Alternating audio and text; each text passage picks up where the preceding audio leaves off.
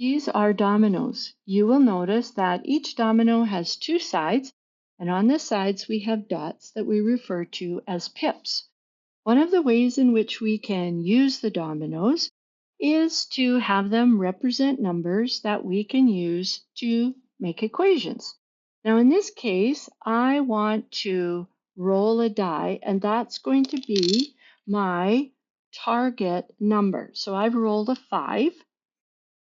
And now what I want to do is I want to look at my dominoes and I'm going to choose two that I could use to build an equation, and I'm going to use my order of operations to help me. So I'm going to choose this domino and I'm going to choose this domino.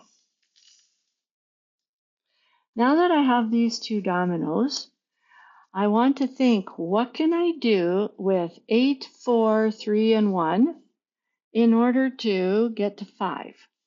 So I want to use parentheses. I'm thinking 8 and 4 makes 12.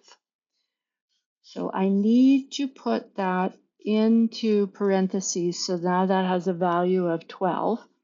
And then what I'm going to do is divide that by 3. Because 12 divided by 3 is 4, and then I could add one more to give me 5. So 8 plus 4 is 12, divided by 3 plus 1. Now I do division next. 12 divided by 3 is 4. Add one more, and that gives me 5.